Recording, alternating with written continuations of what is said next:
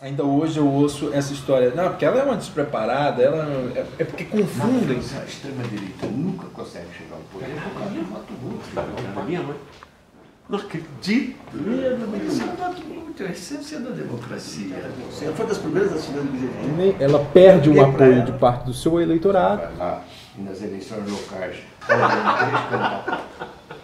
Sai tão meio José correndo de Souza é cara. professor titular de Ciência Política da Universidade Federal Fluminense, dirigiu IPEA até recentemente. Ele foi personagem de uma das entrevistas de maior repercussão do programa Brasilianas na TV Brasil, com o livro A Tolice da Inteligência Brasileira, questionando as interpretações dos principais brasilianistas. E agora lança um livro de batalha mesmo aí, analisando, o título é Radiografia do Golpe, lançado pela editora Leia. Você explica um pouquinho a natureza desse livro, que parece mais um livro de luta, em comparação com a sua produção. Um livro leva ao outro, né? Mas, quer dizer, eu deixei, quer dizer, eu achei importante o outro livro para tentar mostrar uma coisa que não é muito óbvia, que é a relação de como as ideias montam e justificam o mundo, né? E aí eu tentei reconstruir o que eu acho que é a ideologia nacional, que pega tanto, quer dizer, que é uma ideologia extremamente conservadora, tem a ver com a demonização do Estado, a idealização do mercado, ou seja, né, tem a ver com você usar seletivamente a corrupção como se ela fosse coisa de funcionário público, como até poucos anos a lei era, tornar invisível, né, a corrupção verdadeira, porque, no fundo, o tema da corrupção, né, nos faz de imbecis já há um século, exatamente por conta disso, porque ninguém define o que é. Né? E aí quer dizer, a ciência entre nós definiu a corrupção como algo como fosse atributo do Estado. Sendo né? que o corruptor sempre é o setor. Sempre é o mercado. Né? E o mercado, se você for definir a corrupção como enganar o outro, né? O mercado engana, né, a sociedade como um todo, quando ela compra o Congresso, né, por exemplo, para que você nunca possa passar leis que possam taxar os ricos, o Estado fica pobre, porque os ricos ficam cada vez mais ricos, quem tem dinheiro são os ricos, e os ricos não são taxados. Né? Quer dizer, porque você já comprou a política para que isso aconteça. Né? E aí, se você não pode taxar os ricos, então você tem que pedir emprestado esse dinheiro do rico, que é quem tem dinheiro. Essa é a crise fiscal, essa é a raiz da crise fiscal, que é entendido de um modo completamente distinto, como se fosse você cortar a educação e saúde dos pobres e da população. Né? Ou seja, isso é corrupção. Né? Isso é enganar sistematicamente o público, distorcer sistematicamente o público, porque essa elite econômica, que é a mandante do golpe, e não é vista como tal, ela é invisibilizada, né? Porque ela tem esses dois braços empíricos dela, que é o Congresso comprado, ela compra diretamente via financiamento privado, e o outro braço é a mídia. A mídia quer dizer, você sabe disso muito melhor do que eu, ela é ao mesmo tempo comprada por negócios, propaganda, etc., mas ela faz parte dessa elite. Né? Esse é o ponto, porque, por exemplo, o que nós temos como início desse golpe foi a quebra do antigo compromisso que foi feito, um compromisso que vem desde 88, que foi atualizado pelos governos do PT, né? Que, quer dizer, que foi montado, a gente não vai tocar no rentismo, mas a gente vai usar algum dinheiro para redistribuição. Né? Essa pequena coisa é intolerável numa sociedade escravocrata como a nossa. Né? Quer dizer, quando a bonança das commodities estava encerrando, a presidenta Dilma imaginou certamente de que você iria ter uma nova matriz econômica. Essa matriz econômica tinha que ter um processo de industrialização interno, um fortalecimento do mercado interno, né? E tinha que ter o combate ao juro, que é um juro extorsivo, absurdo, né? Que é mera extração da riqueza de todos para o bolso de meia dúzia. É isso que você tem os juros maiores do planeta inteiro aqui, né? Isso fez com que toda a elite econômica se juntasse contra a presidente. Por quê? Porque o agronegócio, o comércio, a indústria confia os seus ganhos a esse mercado financeiro, né, que drena. Em vez da atividade principal ser a que gera o lucro, é a tesouraria dessas empresas que garante o lucro. Exatamente isso. Esse é o ponto. Daí né? vira o país do rentismo. Exatamente isso. E aí, então, acho que adquire toda a realidade empírica que nós utilizamos no livro, que é você transforma o país inteiro num puteiro, porque assim você ganha mais de dinheiro. É basicamente isso. Né? José, quando a gente pega... Nos Estados Unidos a gente teve essa priorização da parte financeira, em todo esse período aí que vem pós-Nixon aí, mas num certo momento, quando explode o mercado, a questão de juros, tudo é tratado de uma outra maneira. Claro. O próprio governo Obama, eles lança programas energéticos e tudo visando recuperar a atividade produtiva. Qual a dificuldade no Brasil? Por exemplo, até algum tempo atrás a gente via lideranças industriais, Paulo Vilares, Paulo Gerdau, e hoje em dia você não vê mais. O que levou a esse estado de coisa? Foi uma globalização antecipada? O que foi?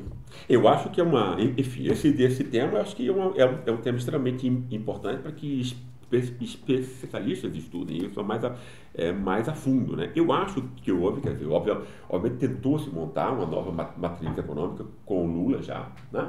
Que eu acho que era extremamente importante a partir do o petróleo não apenas como doença holandesa, mas sim como fundamento de uma indústria naval, fundamento de empregos na Bahia, no Rio de Janeiro, ou seja, né, um desenvolvimento não ficasse restrito a São Paulo. As próprias multinacionais brasileiras que se lançaram ao mundo. Exatamente isso. Né?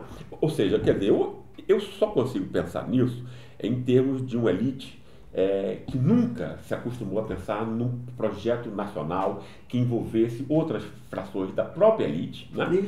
E no acordo amplo de classe. Se você imaginar, não só a Alemanha, a França, Estados Unidos, Inglaterra, onde houve elites que montaram um planejamento de longo prazo e montam até hoje, mas pense no Japão, na China, etc. Né? Quer dizer, são formas de desenvolvimento, onde há exploração, mas é algo racional, ou seja, pensado no tempo para que dure, né? Quer dizer, enquanto a gente tem aqui uma elite da rapina de curto prazo, eu quero o meu dinheiro no bolso agora. Tem um pré-sal aí, quer dizer, você não vai montar educação para a população inteira, que a médio prazo iria garantir condições de lucro também para essa mesma elite, mas é uma elite pouco inteligente, ela é de escravos, né? Eu quero o meu agora. Então, quando a gente pega parte da história do Brasil aí, o funcionário público teve um papel essencial na criação do modelo de Estado, seja através do Itamaraty, Banco do Brasil, posteriormente BNDES. Foram os funcionários públicos que ajudaram a montar a Petrobras, projetos de Petrobras e outros.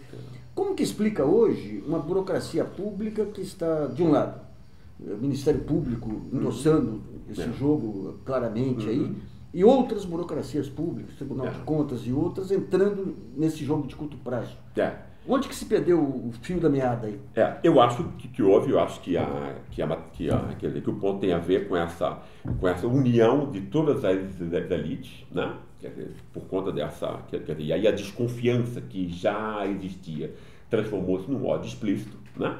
E transformou-se numa campanha, né? Ou seja, em junho de 2013 a gente tem, quer dizer, e eu tento pôr no livro que é chamado Ovo da Serpente, a gente tem uma distorção sistemática da realidade, de tal modo que manifestações locais e municipais foram montadas para serem federalizadas e atingirem a presidência. E efetivamente atingiram. Né? E daí a mídia teve esse papel. Aí a partir daí, ou seja, ela construiu, né? Quer dizer, o Jornal Nacional, quando você monta, ela construiu todo o enredo do golpe. Né? Quer dizer, ela construiu o quê? Ela construiu a narrativa do golpe, ou seja, então é o tema que, quer dizer, a corrupção ainda era abstrata, né, em 2013, quer dizer, vai ser a Lava Jato que vai torná-la concreta, né, de uma forma seletiva, ou seja, como se fosse só o PT, a narrativa, como você muito bem já pôs, de organização criminosa, sem abranger os outros partidos, sem abranger os outros níveis da administração, ou seja, extremamente seletivo, montado para produzir certo efeito. Né? E para quê? Para montar uma base social do golpe. Porque se você pensar, esse golpe foi tentado antes com o mensalão. Sobre a mesma forma. Né? Ou seja, corrupção seletiva do nosso inimigo de classe. Não é? Quer dizer, porque aí o que a elite econômica pensa é, eu não quero educação, eu não quero nada para esse povo, eu quero o orçamento do Estado no meu bolso, e eu quero as empresas privadas no meu bolso, e eu quero poder, né, drenar a riqueza de todos para o meu bolso o mais rápido possível. Esse é o projeto dessa elite, basicamente, né? Mas ele teve que entrar num compromisso forçado para manter a coisa do acordo político, né? Em junho de 2013, constrói-se a base social do golpe. Né? E é muito interessante a gente ver isso, senão a gente não compreende o golpe. O golpe não é só de figuras, é uma luta de classes ali, né? Tem uma fração conservadora da classe média que estava o quê? Ela estava vendo que a ascensão dos mais pobres estava implicando o quê? Uma divisão de espaço que antes era exclusiva. E essa classe média é uma classe média escravocrata também. Não é só como a elite, né? Então, vamos pegar um ponto aí, em junho. Você tinha... Esse movimento ele foi deflagrado por uma rapaziada com visão de esquerda, movimento Passe Livre. Verdade. A própria esquerda, na época, quando surgiu até outros movimentos aí, a esquerda tradicional achava que essa molecada vinha, ou era massa de manobra da direita, ou vinha ocupar o seu espaço aí. Esse pessoal acabou expulso desse espaço também pela falta de visão da esquerda. Claro. Quer dizer, você toca num ponto muito importante aí, porque aí você poderia ter, no fundo ali você tinha vários estudantes da periferia que estavam tendo agora a chance de entrar na universidade, que era inclusive a face mais virtuosa da ascensão que tinha acontecido, porque não era só acesso ao consumo, não é só ter mais dinheiro no bolso, aí é incorporação de capital cultural, que é o que importa verdadeiramente, né? Então você estava habilitando todas classes e frações de classes importantes, né? Quer dizer, para o que importa, que é a redistribuição da riqueza e do poder. Isso é efetivamente importante, né? Mas é claro que o tipo de matriz econômica dos governos anteriores estava montado em quê? Estava montado numa passagem dos excluídos para uma classe trabalhadora precária, ou seja, um emprego de pouco valor, no fundo, né? Quer dizer, que exigia inclusive pouco conhecimento incorporado e tal. E essa turma era uma primeira turma que já estava com esse tema da inflação do diploma. E que tipo de emprego eu vou ter? Eu queria, se fosse bem percebido, garantir um aprofundamento do processo, uma nova narrativa para o processo, que não houve. Né? Houve uma narrativa marqueteira, a nova classe média, chegamos no apocalipse. Não se faz isso. Né? Quer dizer, a mentira tem perna curta, dava para ser posto, olha, agora, nesses 5 anos a gente vai tentar isso, no próximo a gente vai aprofundar isso e tal, né? Dava para ter montado, inclusive, uma narrativa ali que se perdeu, né? Porque o pentecostalismo foi quem assumiu essa narrativa, né? Então, mas se você pegar as ferramentas, as políticas, com o Pronatec, ProUni e tudo, você tinha as ferramentas. Tinha. Mas não foi usado. Não foi usado, né? Não foi usado. Quer dizer, a esquerda tem muita culpa nisso.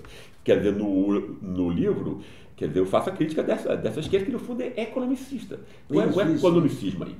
Se você muda o projeto econômico para de uma forma que seja mais redistributiva, a sociedade, essa é a ideia, vai se modificar automaticamente. Isso é infantil, né? Isso é o marxismo, né? Quer dizer, isso é a vulgata marxismo. Mas foi exatamente isso que estava na mesa, né? Por quê? Porque não tinha uma reflexão sobre o Estado. Isso. Não tinha uma reflexão sobre as lutas corporativas do Estado. Então foi-se ingênuo, de um republicanismo ingênuo o tempo inteiro, né? O que a gente estava conversando antes, nomeações do partido corporativo, etc., que a gente pode entrar e aprofundar a seguir, etc. Não tinha uma leitura sobre a sociedade, ou seja, sobre as lutas de classe que estavam acontecendo. Né? Então houve uma leitura da esquerda também, que até hoje é assim. Isso significa o fato da esquerda ser colonizada pelo discurso da direita. A noção do Estado que a esquerda tem, ela é montada por Sérgio Buarque e Raimundo Fauro. Ou seja, que são os pensadores mais conservadores, quer dizer, montaram a demonização do Estado. Né?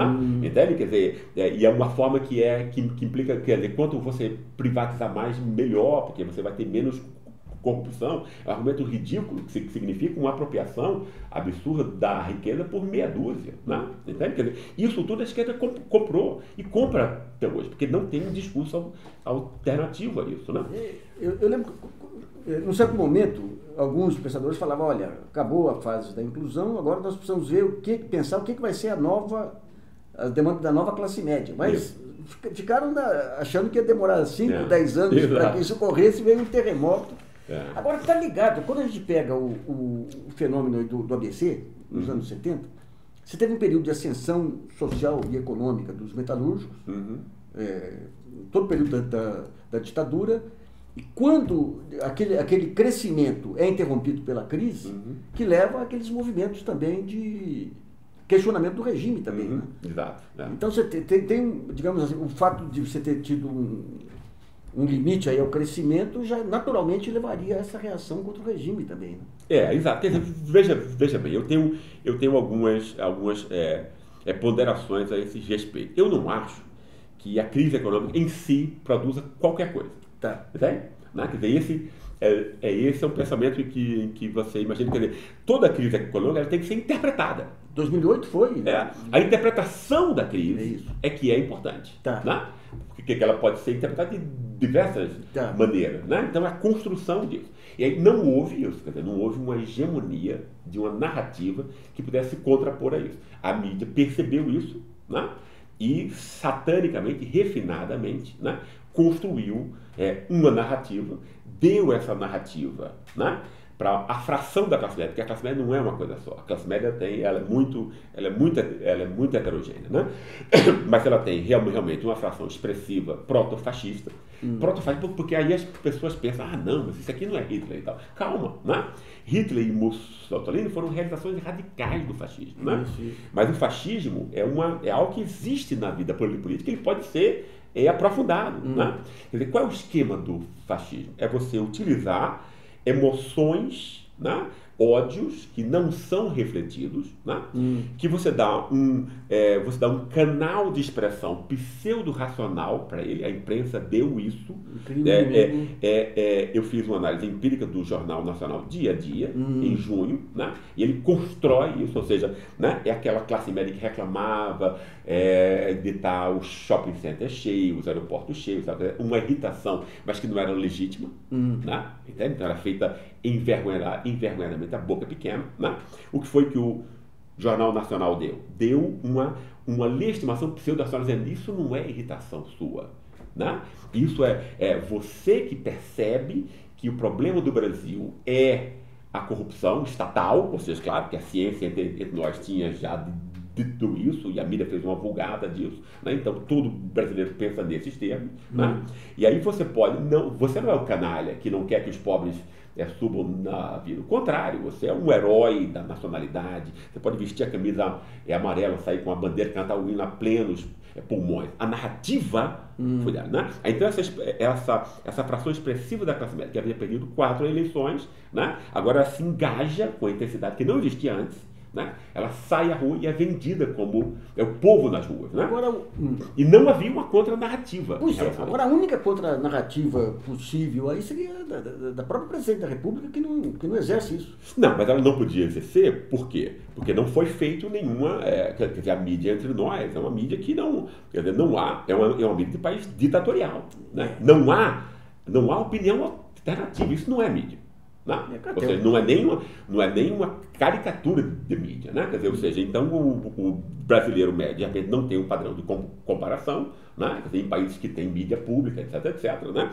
É um absurdo você ter programas como a gente tem, né? Entende? Quer dizer, William Vac e tal, convida 3 pessoas, pensam a mesma coisa, tomando um uísque e tal, para você aplicar. Quer dizer, isso é manipulação pura, né? Entende? Quer dizer, você não informa o seu telespectador, né? Você só pode informar o seu telespectador se ter 2 opiniões contrárias, para que ele possa montar a dele, né? Então dever-se-ia, né? Quando tivesse sido possível montar uma mídia que fosse democrática, que tivesse outros. E é isso assim, você já perdeu a luta da mídia, né? Quando você não montou condições para uma mídia democrática entre nós, não é isso? E aí o que foi que aconteceu em junho também, né? Em junho você montou uma narrativa, você montou uma base social que não existia no mensalão. 2 fatores que foram satanicamente, conscientemente, refletidamente montados e construir, eu tento montar isso no livro, você tem o quê também? Faltava o quê? O líder, não é isso? Porque uma narrativa é uma ideia intelectual ainda, né? Você tem um líder, para quê? Você se identificar emocionalmente com ele. O líder é extremamente importante. Alguém que se pudesse contrapor a Lula, né? E aí foi o que Moro foi, né? Como o Joaquim Barbosa, você tentou com o Joaquim Barbosa. Exatamente. Tentou-se, mas não se conseguiu. Né? E em junho houve já o quê? Essa primeira, quer dizer, Moro já foi em 2014 e tal, né? Mas em junho já houve o quê? A cooptação do partido corporativo do Poder Judiciário, né? Partido que tem salários nababescos, privilégios, como você bem sabe, etc, né? E ou seja, que está montado na reprodução, portanto, desses é uma casta jurídica, né? São pessoas de vários órgãos, né? Tem uma origem social comum, se sente acima da sociedade, né?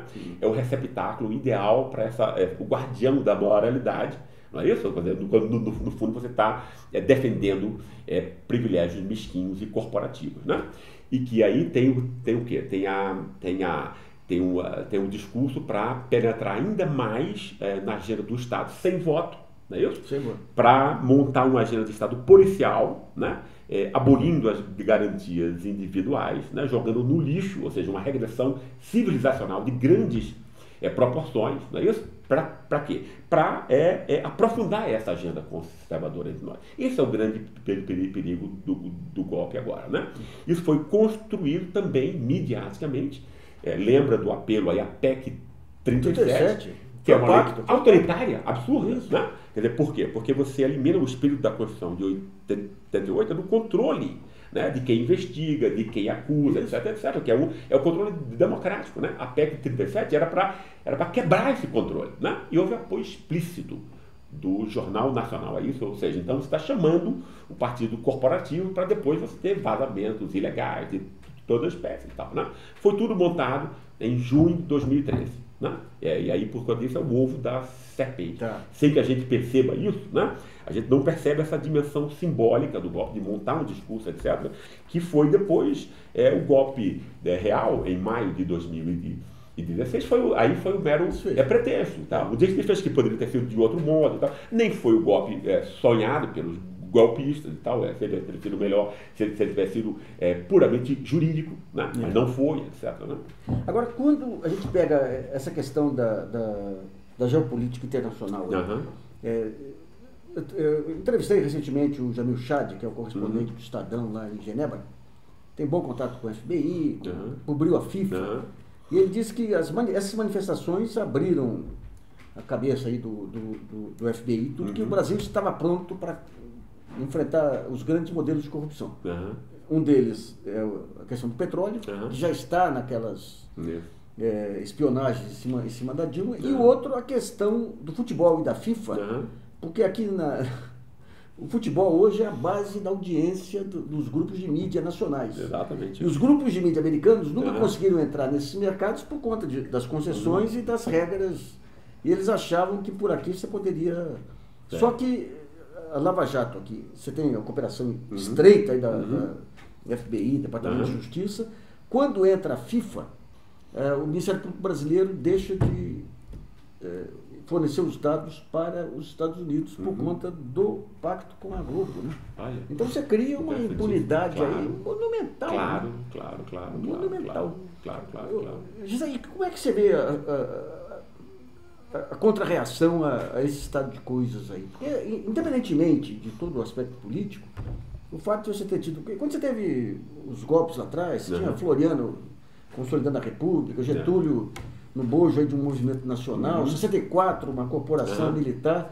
Agora você tem um golpe que entra meia dúzia dos políticos mais suspeitos da República, sendo endossados por catões que defendem a moralidade. Qual é o desfecho dessa... Isso, né? Eu acho muito interessante isso, assim, porque, por exemplo, no fundo, eu acho que a classe média é uma classe extremamente importante e ela tem que estar nesse jogo, entende? Quer dizer, porque, por exemplo, se a elite econômica, que é mínima, alguns milhares de famílias que embolsam tudo, não é isso? Mas a classe média que exerce a dominação. Quem é o juiz, quem é o jornalista que escreve, o professor que dá aula e tudo. Ou seja, né, a dominação social é montada pela classe média. Né? E se ela tem uma fração proto-fascista expressiva, ela não é fascista inteira. Entende? Quer dizer, esse fascista você não vai convencer, eu acho. Porque ele encontrou a saída, né, enfim, ele encontrou o discurso, ele vai se agarrar nisso, né, Venezuela, lulopetismo, então, essas loucuras todas, né, esses estereótipos todos. Mas tem uma parte da classe média, eu estou estudando isso em entrevistas agora, né, que é liberal e que está assustada, entendeu? Ela foi enganada, ela sabe que foi enganada. É isso. Entende? Esse pessoal está em disputa, Narciso, né, e está em disputa política, entende? E a classe média é fundamental. Né? Entende? Tem uma parte da classe média também, que é enfim, mais de esquerda e tal, que é muito minoritária, mas que é muito importante também. E tudo, né? Inclusive o papel dos artistas dentro do mercado de mídia. Né? Claro. Tem uma parte da classe média, o pessoal tem achado muito interessante essa denominação que eu arrumei, quer dizer, porque eu estou vendo agora, assim, em termos políticos, é claro que aí a pesquisa vai aprofundando, a gente vai melhorando isso. Eu estou vendo quatro nichos, assim, né? É o proto-fascista, esse que você não convence. Tem uma parte muito importante também, que é esse liberal que está vendo, olha, eu fui enganado aqui, que negócio é esse e tal, claro, não é isso? E tem uma parte que é a parte que tem realmente capital cultural, não é isso? Porque a classe média muito pensa que tem grande capital cultural, e no fundo, como eu estou vendo nas entrevistas, ela ouve a CBN, quando está indo para o trabalho de manhã, e ouve Globo News, quando volta em casa, entende? Quer dizer, meu Deus, com um bombardeio desse, você não tem mais nenhuma capacidade de reflexão sobre qualquer coisa alguma, você tem repetição do mesmo, né? Mas você tem uma classe média que é de alto capital cultural, né? Tem uma parte que é mais de esquerda, né? Mais crítica, etc. E tem uma que eu estou chamando de classe média de Oslo, né? De Oslo. É o cara que mora aqui em São Paulo, nos Jardins, e aí o amigo dele, né? Quer dizer, ele não vê miséria, só vê riqueza e tal, né? A pobreza é um negócio muito longe, naturalizado, e o cara acha que mora em Oslo, né? E o amigo dele mora em Estocolmo e tal. E o cara tem uma agenda escandinava, né? E aí meio ambiente, coisas importantes, né? Coisas importantes, não estou dizendo que não seja importante, mas aí a questão é de hierarquias, né? Quer dizer, na Suécia, na Dinamarca, não existe miserável. Os caras resolveram esse negócio. Então tem outras agendas que agora quer dizer, mas daqui nós temos uma classe média como se fosse num país como a Suécia, né? Como se não houvesse a miséria, como se fosse um dos países mais injustos e miseráveis, né? 70% entre nós não tem privilégio algum, né? E o cara tem essa visão de mundo que é montada também, né? Dessa mídia, uma naturalização e tal. E esse cara também, eu acho que é um cara que pode ser, nesse instante, confrontado com esse tipo de coisa, né? Então, acho que tem uma luta a ser inclusive, jogada. digamos, esses atentados aí ao direito e tudo, pegam os caras. Claro. Esse cara, claro. É o mundo dele, é o mundo dos contratos. Que negócio é? O que houve agora, e aí eu tô imaginando, um pouco que a gente estava conversando ontem, né? Porque assim, as pessoas imaginam que o mundo é um mundo dos interesses só, né? E não é, né? Nós somos seres morais. A gente saibamos disso ou não, a gente tem que justificar as nossas ações, né?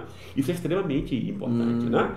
E quando você diz, e quando você engana o povo e tal, você vai ser cobrado por isso depois, né? O que houve foi um negócio assim, né? Eu uso essa metáfora logo no livro. É fácil, todo espectador de filme de gangster sabe, né? É fácil você juntar aventureiro para assaltar um banco, né? E aí o lance depois como é que você vai dividir o botim. Aí tem traição, morte e tal, aí o sangue vem aí, né? Quando você vai assaltar a soberania popular, é a mesma coisa. É fácil você juntar aventureiros nisso. Mas como é que você vai dividir o botim depois, entendeu? Nós já estamos vendo. A imprensa jogou todo o seu capital de confiança nisso. Foi um negócio absurdo, quer dizer, eu não faria isso se eu fosse, né? Quer dizer, não é inteligente isso, porque isso vai ser cobrado depois, você vai perder o seu mais precioso capital. Ministério da Procuradoria-Geral da República. Claro, o Poder Judiciário entrou nessa e está jogando o seu capital. Isso é capital de vida e morte, né? O sistema político também. Como é que vai rolar esse jogo aí? Entende? Quer dizer, tem capítulos muito interessantes a serem jogados, apesar de muito trágicos, obviamente, né? Agora, você, fundamentalmente, em função, digamos, dessas decisões morais, você acredita, você é otimista em relação ao futuro, mas qual o futuro? O imediato, médio prazo? Pois é, veja bem, eu não sou otimista. Obviamente o que está acontecendo aí, eu acho que a riqueza vai ser pulverizada, né? Eu acho que vai ter uma festa grande, um negócio, né? Você vai pegar o pré-sal, você vai dividir as nossas riquezas, né? O povo vai ficar muito mais pobre, não é isso? Quer dizer, a gente não tem futuro, etc, etc. Não é isso. Agora, pela primeira vez, eu acho, o jogo da elite entre nós ficou claro. Ficou óbvio. Entende? Esse é um outro componente, né? Entende? Esse componente é interessante, né? Porque a médio prazo já, eu acho, né? Essa coisa vai ficar, ou seja, esse assalto, né? Vai ficar óbvio que foi um assalto, né? E que foi um assalto pelos piores motivos, né? Não teve nada a ver com o combate à corrupção, isso fica óbvio para qualquer pessoa que tenha dois neurônios, né? Que foi uma coisa para assaltar pelos motivos mais tortos e mais mesquinhos, né? Uma criminalização da esquerda, né? Ou seja, uma criminalização de todo pensamento que seja, né, de algum modo, né, que tenha a ver com o resgate desses esquecidos entre nós, né? E eu acho que a gente abre a possibilidade aí de que, pela primeira vez, inclusive para a esquerda, porque a esquerda é dominada por esse discurso, daí os tiros no pé que ela deu o tempo inteiro, né? Entende? De quê? De que a gente passa limpo essa herança escravocrata que nos persegue, que a gente repete. Sob o modo pseudo-democrata, né? Ou seja, nós hoje em dia somos uma pseudo-democracia, porque quando você não respeita a soberania popular, isso não é uma coisinha pequena, não. Claro. Né? É o que é fundante, a única coisa que é fundante em uma democracia, é a única coisa que deveria ser intocável, entendeu? Porque agora não tem, quer dizer, você vai obedecer uma lei do juiz, por quê? Ele está baseado em quê? Né? Entende? Porque é o voto que dá a base legal e moral a essa obediência, né? Você só obedece o juiz porque ele está agindo em nome da soberania, né? A política também, então. Quer dizer, se você assalta a soberania, o que é a política? Né? Ela fica um jogo, né? E ela fica um jogo pragmático, né? Ela não tem moralidade alguma, ela não tem substância alguma, não tem nenhum acordo aí entre as classes que montam isso. Então foi gravíssimo o que aconteceu, né? Entende? Quer dizer, e eu não sei o que vai dar nessa coisa, porque quer dizer, você tocou o ponto principal. A gente está vendo a rapaziada aí, através de Facebook, eu vejo filhas, netas, e você está tendo uma recuperação dos valores de esquerda. Até eu brinco que o pessoal das catacumbas, eles estão pegando a origem, a solidariedade, a luta contra o preconceito, a defesa dos direitos da pessoa ser o que é. Gozar dessa... Porque eu não via isso há muito tempo. É verdade. Há muito tempo. Então, a esquerda se burocratizou, perdeu o fio da meada. Eu acho que está tendo uma reconstrução em cima desses pontos que você está falando. Eu acho. Né? Eu acho que a médio prazo, eu acho que a curto prazo ainda tem um susto, né? Entende e tal, um negócio assim, né? Mas você não consegue dominar uma sociedade com base na hipocrisia e na mentira, basicamente isso. Né? E os caras que deram esse golpe estão mostrando uma falta de inteligência também enorme, inacreditável. E as redes sociais, embora não tenham um discurso hegemônico, elas impedem que você consiga criar uma versão única. Exatamente isso. Né? Ou seja, mantém um mínimo de chama aí de reflexividade. Entende? E o que eu acho, o principal nessa história inteira, porque a grande mentira das elites foi uma mentira construída cientificamente, prestígio da ciência, Sérgio Buarque, Raimundo Faust, como se a corrupção fosse a grande singularidade cultural brasileira, que é um absurdo dizer isso, né? Entende? Quer dizer, os americanos legalizam a corrupção e tal, né? Quer dizer, a corrupção é a forma de você manipular um tolo, no fundo, né? É que esse discurso possa agora perder validade, porque ele agora ficou escancarado, tá? Entendeu? Não é? Cada vez mais. Claro. E aí, se você escancar o único discurso que essa elite tinha, essa elite, né, predatória, né, tinha para transformar os interesses mais mesquinhos e torpes em suposto interesse geral. Né? Olha, a gente está querendo montar a moralização do país, entende? Que foi isso que foi construído, no fundo, para se contrapor ao PT. Né? Porque num país tão pobre como o nosso, o PT era para ficar aqui 50 anos, claro. Claro, né? Você ganha 70% sempre, lavada. Né? Entende? Mas aí você montou o quê? Montou o tema do moralismo. Esse moralismo agora que está mostrando como sendo hipócrita e mentiroso e falso, não é isso? Para se contrapor o tema dessa desigualdade e tal, né? Ou seja, a campanha contra a desigualdade encarnada pelo Lula, que o ódio, não é o Lula. É muito simples você achar isso, né? É o que o Lula representa. Isso. Lula representa a ascensão dos pobres, né? Entende? Você tem uma classe média, né, que tem medo disso. Né? Porque acha que vai ser confrontada depois no seu prestígio, no seu emprego, no fundo é isso. Isso. Né? E aí você tem o quê? Um líder que encampava um outro valor, né? A moralidade, no fundo, né? Que poderia ter o mesmo peso do que o combate à desigualdade. Porque nós somos sociedades cristãs. Né? Você não pode legitimamente dizer que é contra a igualdade. Não, você diz isso a boca pequena. Né? Depois você tomar alguns. Pecador. Né? Exatamente. Né? Mas essa contraposição está mostrando hoje que ela foi hipócrita, mentirosa, etc. Medíocre. Mal montada, no fundo. Né? Entende? Quer dizer, ou seja, e paga-se um preço por isso. Entende? Quer dizer, quando você é burro, no fundo, né? E tem muita gente que está agindo com muita pouca inteligência, você acha que o mundo é uma coisa de interesse ali, que você faz a coisa e que você não vai pagar aquilo, não vai ter consequências por aquilo. Né? Se você não justifica os seus atos, você vai pagar a consequência. E a conta vai vir grande. Né? Entende? Maravilha. Gilmar e essa turma. Total. Coisas muito. Essas coisas que... Mas ele tinha sido presidente do TCE da PUC, foi mesmo? E o Léo entrou para... Bom, nosso entrevistado na sala de visita é o professor Luiz Felipe Lencastre, que é professor emérito da Universidade de Sorbonne, em Paris, da Fundação Getúlio Vargas, aqui em São Paulo.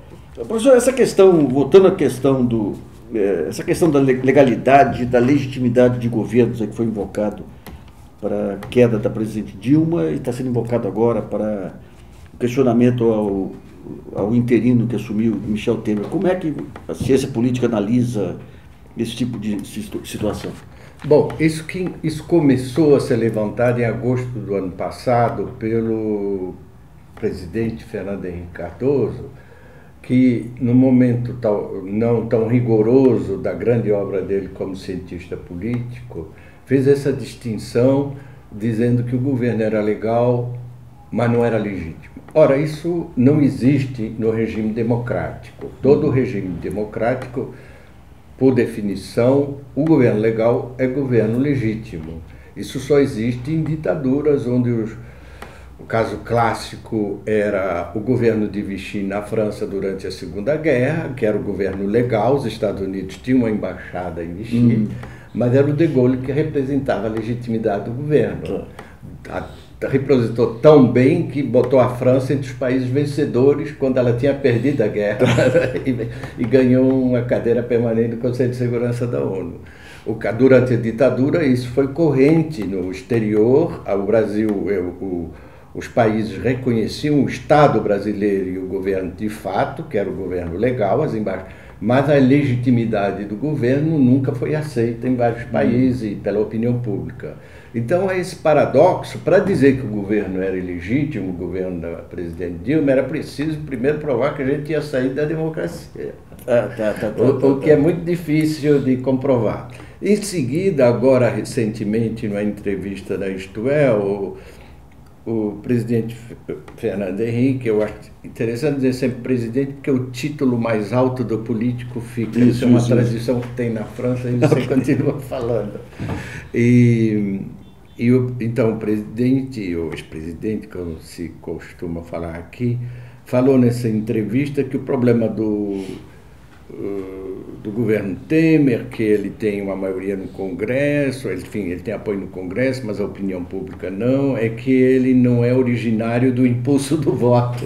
Ora, realmente, se ele não é originário do impulso do voto, ele é originário do impulso derivado do voto. Quem tinha a legitimidade e a legalidade originária do voto era a presidente Dilma. Está na Constituição, aí ele está correto, e evidentemente que isso solapa a legitimidade desse governo, agora sim.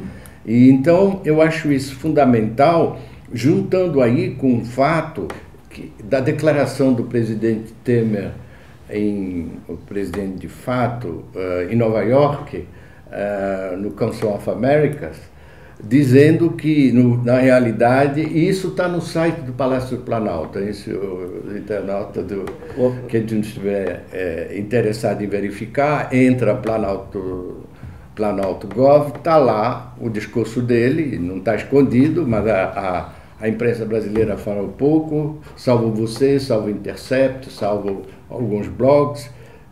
O fato é que o presidente disse que o impeachment se deu porque a presidente Dilma não seguiu o programa Ponte para o Futuro, que era o programa do PMDB. Ora bola! Que coisa, né? Isso é também uma outra coisa que questiona uma definição que também foi dita aqui e ali, que se tratava de crime político. No regime democrático não há de crime político, isso é uma questão de direito, não há definição na nossa Constituição e no nosso corpo jurídico inteiro de definição de crime político. Se tratam de crimes administrativos, de crimes de gestão, de crime fiscal, ou até de crime penal, mas não de crime político.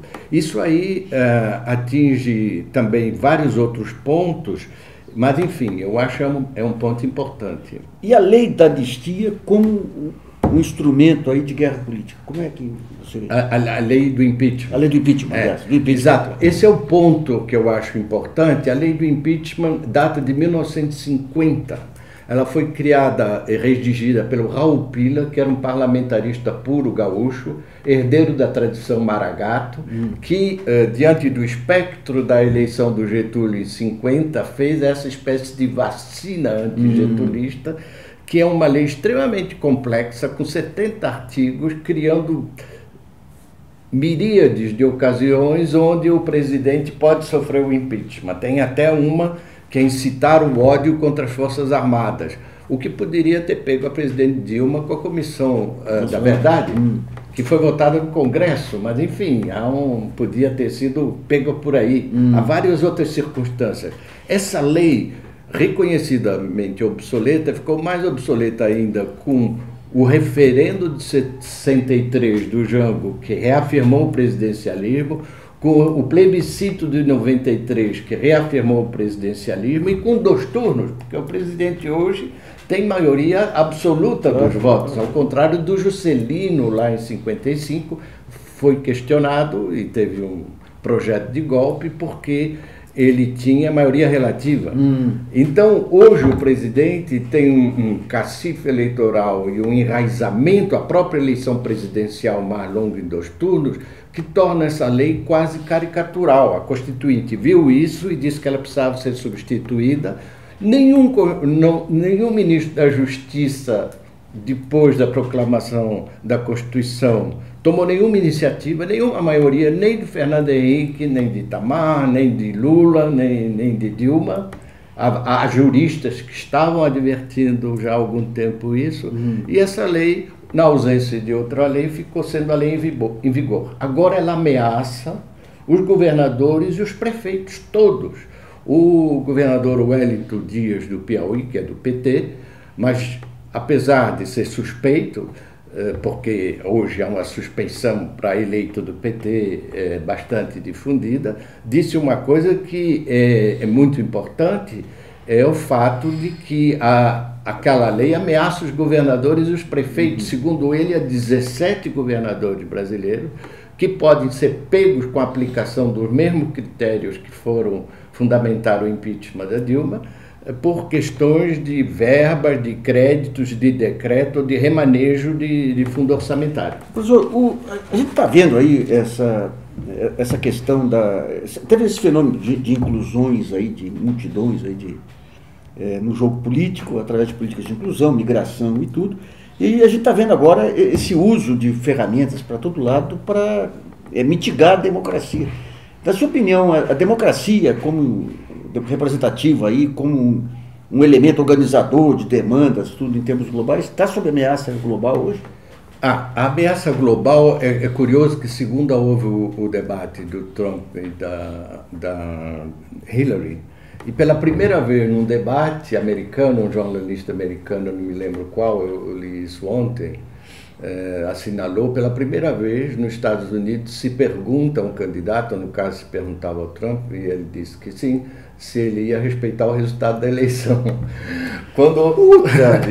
E aí ele comparou isso com países de terceiro mundo e tal, e lembrando que o Gore, que na eleição, na primeira com Bush, em circunstâncias inteiramente duvidosas, ainda estavam revendo os votos todos, aquela coisa meio caricatural, a Corte Suprema Americana, de maneira surpreendente, declara o Bush vencedor e instantaneamente o Gore reconheceu.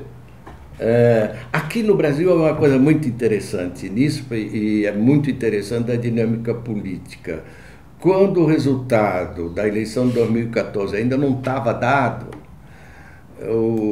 mas já havia a projeção de que Aécio tinha perdido, ele chama a imprensa, com o filho pequeno dele e a esposa dele, e cumprimenta a Dilma como vencedora.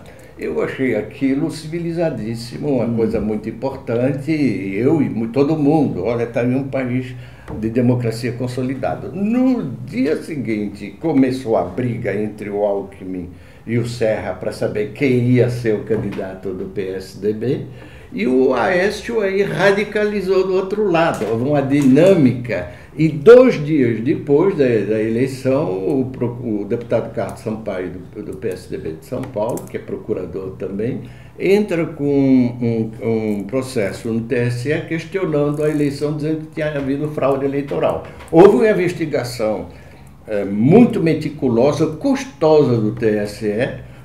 O ministro Toffoli era presidente, autorizou, deu todos os meios, e a conclusão foi que os eventuais erros que pudesse ter havido não alteravam o resultado final da eleição. Quer dizer, isso não se falou nada, e foi do dia seguinte. A presidente Dilma, quando foi se defender no Senado, disse 2 meses depois da minha eleição, ela começou a ser questionada. Não, foi 2 dias. 2 dias. Então, esse é um problema. Essa questão da onda, você deu exemplo aí do Aécio, que cumprimenta, e a onda leva ele a radicalizar. Quer dizer, hoje a gente está vendo no Poder Judiciário, na Lava Jato, uma onda fascista aí, atemorizante mesmo. Quer dizer, hoje, essa prisão do Guido Mantega, a prisão do Antônio Palocci, os argumentos invocados, a blindagem a qualquer levantamento contra líderes do PSDB, jornalistas estimulando essa caça às bruxas aí. Como é que essa psicologia de massa do fascismo, onde que são as raízes, que são raízes difusas aí, que em certo momento cria esse temporal, né? Como é que... Eu acho que tem um elemento que já está começando a retardar um pouco esse efeito, ir para um lado só, é que o direito tem uma dinâmica de criar jurisprudência, de criar modelos decisórios, e essas arbitrariedades que você citou, ou que são consideradas como tais do ponto de vista do direito, vão acabar criando precedentes muito perigosos para todo mundo. Para todo mundo. Para todo mundo, para o atual governo, para os governadores, para os outros empresários, e isso vai já começar a entrar em colapso. Eu acho que há um problema aí de assanhamento judiciário, muito mais do que uma estratégia coordenada, E isso já vai começar a ter esse curto-circuito no meio do jurídico propriamente dito. Há centenas de procuradores, de advogados, de juristas, milhares pelo Brasil afora, que estão assistindo isso de maneira muito perplexa. Porque a gente sabe um pouco, conversando com amigos juristas e professores, as pessoas responsáveis e que cultivam o direito no Brasil estão meio surpreendidos com o rumo que a coisa está tomando. Mas olha, quando a gente... eu tenho conversado também com algumas pessoas nessa área, no meio jurídico, os advogados, a própria OAB já se colocou, a Nacional se colocou a favor dessa onda. No Ministério Público você tem os críticos, mas que não tem coragem de se apresentar. Mas eu acho que isso pode vir até dos advogados também, que começam a explorar as falhas desse sistema, entende? Nós não estamos num regime que controla tudo. Tá. É um regime que, inclusive, o governo tem recuado várias vezes e mostra que ele vai avançando sob pressão de um revanchismo político que estava retido aí durante 9 anos 13 anos de governo do PT. Mas que o PMDB é um partido clientelista, é uma federação de clientelismo. Ele não é um instrumento adequado nem para implementar o rigor, o arroxo que se quer, que o meio patronal ou bancário pretende, nem para fazer um arroz político. Então, eu acho que nós temos uma etapa ainda que a observar nessa crise é se o presidente Temer vai até 2018 ou se ele cai ali na frente em dezembro, e aí tem uma eleição indireta, e pode ser qualquer um, eu, você, Fernando Henrique ou o bispo. E se ele cai, pode ser um aprofundamento também da repressão. Aí sim. Não tenho dúvida. Porque hoje essa ilegitimidade dele, de certo modo, contém... A ilegitimidade dele vem de um aparelho de interpretação do Brasil que é inteiramente envelhecido e caduco. Eu não estou falando de idade, mas que não vê o Brasil que é hoje. Toda a direita mundial percebeu há muito tempo, e eu dou o exemplo como o Bush e o Sarkozy, que é importante ter membros das minorias no governo. Condoleezza Rice, secretária de Estado, Colin Powell, chefe do Estado-Maior, a Rashida Dati, ministra da Justiça do Sarkozy, a presença feminina, a presença de gente das minorias, o próprio Macri observou isso na Argentina. Este governo, saído da cachola daquela gente de Brasília que não conhece o Brasil, não põe nenhuma mulher, nenhum negro. Tem um movimento negro no MDB, tem um movimento negro no PSDB, que era a favor do impeachment, que podia ter sido escolhido. Nem essa visão de que é preciso você ter um aparelho político, um governo que represente o Brasil de hoje, não está na cabeça dele. E muitas das trapalhadas vêm daí também. Essa coisa da reforma por medida provisória da educação pública é não saber como isso mexe com milhares de pessoas, de profissionais competentes. Alguém hoje, o ministro está falando, isso é mais importante que mexer na economia. Mas a economia você não mexe assim, justamente, o exemplo é bom. Você não mexe em medida provisória de repente, você consulta, nem que você consulte os banqueiros, nem que você convoque o dono de universidade privada, se você está jogando nesse campo, ou de colégio privado. Mas você não taca uma medida dessa que desorganiza muita coisa. Essa centralização em Brasília lembra muito o regime militar também, esse fato de você ter os grupos políticos, as corporações públicas, dividindo o botim e o país ao largo. Eu acho isso é uma coisa, nenhum historiador, cientista político faz história na base do si, mas a gente precisa ver o preço que o país pagou por esse isolamento da capital em Brasília. Que coisa. A ditadura não teria durado tanto tempo se estivesse no Rio de Janeiro, por causa da capilaridade da sociedade do Rio. Tinha uma imprensa, tinha sindicato, tinha uma opinião pública, a filha do general que ia à escola, encontrava na feira alguém, a mulher do general, dizia assim não dá, ela contava. Mas Brasília não, você está cortado de tudo. E continua esse governo que é muito bem representado por um ex-deputado que foi o 53º entre 70 votado em São Paulo, que é o presidente Temer. Que coisa. Mas quem que segura? Você tem essa onda revanchista, você tem os abusos que podem gerar alguma resistência, mas quando a gente vê os principais atores aí, o Supremo, a própria mídia, não dá para ver nesse momento sinais de resistência. Você acha que a indignação pode nascer de algum episódio específico? Não, eu acho que há um dado novo que vai aparecer domingo à noite na eleição de prefeito já. Isso dá uma renovada no pessoal político no sentido ou no outro. Será que o PT vai virar suco? Será que a derrota, eventualmente uma derrota não muito grave do Haddad, é uma vitória? Porque hoje, quando nós estamos falando isso na quarta-feira, não está excluído que ele consiga dar a volta.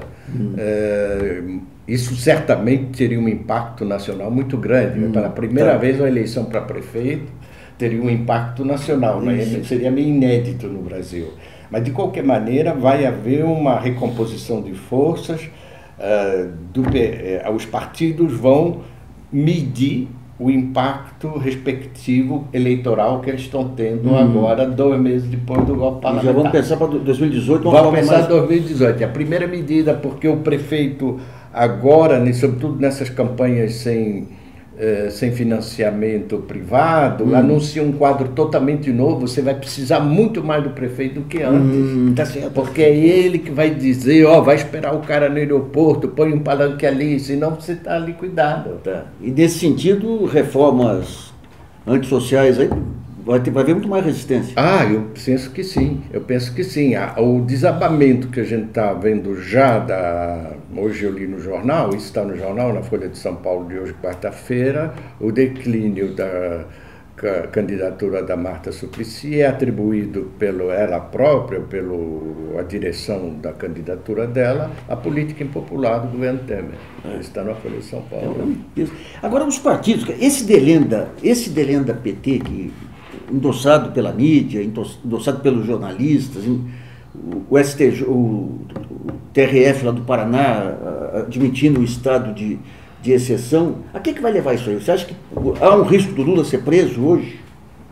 Eu acho que não. Eles vão humilhá-lo suficientemente para impedir a candidatura dele, condenando 2 vezes. Eu acho que prender o Lula é uma coisa até complicada. Seria preciso pô-lo numa prisão bem longe, reinaugurar Fernando Noronha, que era a prisão da República Velha. Mas você não acha que... Onde teve Miguel Arraes. Na perspectiva de um governo claudicante, aí promover manifestações de rua não seria um bom álibi aí para... Nós temos um ministro da Justiça que agora se queimou com essas últimas decisões, mas ele está colocando o P2 aqui em São Paulo, o Serviço Secreto, para investigar adolescentes de escola. Ao mesmo tempo, teve um juiz que achou um absurdo a prisão e soltou imediatamente. Você vê que a coisa é complicada. É complicada. Tem que fazer um expurgo do gênero que o Erdogan está fazendo na Turquia, pegando o pretexto de um golpe que ele sabia que ia acontecer, e ele então aproveitou para fazer uma limpa. Mas aí são 40 mil juízes demitidos, são 30 mil professores, é uma coisa que não está na ordem do dia aqui. Essa questão do uso do escândalo eleitoral para liquidar com candidaturas social-democratas aí é um fenômeno. Teve em Portugal, teve Felipe González também. Essa articulação global, como é que você vê? Por onde que vem isso aí? Eu acho que primeiro tem cada caso é um caso, não é? Tá. Tem gente que se expôs e se suicidou politicamente sozinho, como é o caso do Strauss-Kahn na França, não é? Há um tipo, talvez, de espionagem de rede social, espionagem que eu digo entre aspas, de exposição das pessoas na rede social, que exacerba muito esse tipo de visibilidade dos políticos, eles não estejam ainda habituados a isso. Eu acho que... Mas é difícil ver uma tendência. Às vezes a coisa pode ser retaliada também no próprio debate político. Anteontem, falando com um amigo americano, depois do debate ontem, entre a Hillary e o Trump, eu perguntei por que ele não falou, porque ele tinha ameaçado levar um amante do Clinton para o debate. Aí ele me disse, ele entende bem da política lá, disse, não, mas é porque certamente o grupo da Hillary avisou a ele que também tinha gente, dele. Que sabia coisas da mulher atual dele, que tinha feito fotografias, olhou lá um pouco no mau tempo. Então isso é uma espécie de deterrent ali que tem, e que durante muito tempo freou essa exploração. Agora começou a ser... Então, mas quando a gente vê democracia... A imoralidade, quer dizer, estava desde... Quando a gente vê a democracia representativa, a maneira como funcionou esses períodos, esses séculos aí, você tinha os poderes e você tinha um mercado de opinião relativamente organizado, com os grupos de mídia filtrando as informações, dando uma aparente ordem para as informações, com todo o viés que ele tinha. E poucos, e alguns atores equilibrando, sindicatos, igrejas. Hoje, esse mercado de informação, ele virou de perna para o ar. Você está que nem no começo do século, lá que você não sabe qual é a informação verdadeira. Isso aqui seria um dos fatores aí para... ao mesmo tempo você tem a mídia social que é muito mais ativa, não é? Isso. Nós tínhamos, durante a ditadura, um problema infernal, era chegar à população brasileira com as informações sobre a tortura. Até montou-se lá em Paris a Operação Pororoca, o nome foi o Márcio Moreira Alves que sugeriu, e ficou dezenas de pessoas copiando o endereço de profissionais no Brasil para mandar os xerox das notícias dos jornais europeus que diziam que tinha tortura no Brasil. Foi uma operação que demorou 6 meses. Distribuíram cartas, as cartas eram mandadas de Londres, de Milão, de vários outros lugares onde tinha gente simpatizante para a polícia depois não vir em cima da gente. Então você vê, é um outro mundo. Isso acabou. E agora não, nós estamos numa coisa, os sites são muito mais acessados, a imprensa aí tem que correr atrás, tem que dar a notícia que saiu no site. Várias desses incidentes, você mesmo desencadeou alguns, você mostra uma informação que não pode ser mais escondida. Do outro lado, imediatamente, o jornal que tem um site é obrigado a repercutir, dizendo sempre que ele que inventou aquela informação que ele achou sozinho, não citando o site. Mas eu acho que o jogo mudou. É muito difícil hoje. Agora, globalmente, porque você estava colocando a coisa na perspectiva global, está claro também que hoje tem muita gente que acha nas democracias que você não vai melhorar a vida na democracia. Isso é que está claro. Esse negócio nos Estados Unidos, essa onda protecionista, porque a Hillary, os democratas sempre foram o paradoxo é o Trump, que é republicano, que sempre foi a favor da globalização, o partido dele tradicional, né, de Estado mínimo, dizer que vai ser contra todos os tratados, botar tarifa e tal. Mas ela também se desmarcou do TPP, do Trans-Pacific Partnership, que envolve os Estados Unidos mais 11 países. Ela tomou distância por causa do Bernie Sanders também, do próprio Partido Democrata. Então você tem uma situação hoje, há um estudo do MIT mostrando, isso foi citado no artigo do Washington Post hoje sobre o debate, que entre 2006 e 2011 sumiram 3 milhões de emprego americano por causa das importações da China unicamente. Então você tem a globalização que trouxe benefícios, mas ela bateu firme em certas categorias da população. Então o sujeito prefere, no limite, ficar mais pobre para defender o emprego que ele tem, para se sentir mais seguro, e essa distância toda, que é o Brexit também. É isso, é isso. Quando a gente pega o século XIX aí, você tem aquela... Foi a primeira onda assim, de articulação financeira dos diversos países do mundo, aí, com livre fluxo de capitais, com problemas de montas aí em cima dos países, fora do círculo dos hegemônicos aí, e que acaba provocando aí uma ampla literatura anticapitalista, que resulta no marxismo, resulta nas formas alternativas aí, fascismo. Hoje a gente está vendo, de um lado, o fim desse sonho neoliberal, de se liberar tudo, e de outro lado, esse questionamento não tem uma alternativa adequada através da social-democracia. Isso aí pode levar a uma eclosão de regimes autoritários, ou todo esse fluxo que você descreveu das redes sociais hoje? Eu acho, é uma questão que foi colocada e que várias pessoas colocaram, e se o Trump ganhar? Isso. Concretamente, esse é o ponto que resume um pouco a sua perplexidade. Como o que pode acontecer? Tem muita gente que eu acho faz parte desse grupo, que o establishment enquadra ele vai ser um presidente como os outros. Tá. Que nem o Obama. Que nem o Obama. Ou então o jovem Kennedy, que na crise dos foguetes de Cuba se assanhou, e estava ameaça de um conflito nuclear, ele foi enquadrado pelos velhos diplomatas formado pelo Roosevelt. Vieram em cima, o Eichmann e tal, e acalmaram o jogo. Então, eu acho que na Europa também, hoje, tem muita gente que votou o Brexit no Reino Unido que se morde os dedos. Aliás, as lideranças pró-Brexit todas foram desmoralizadas, perderam o controle dos movimentos que tinham.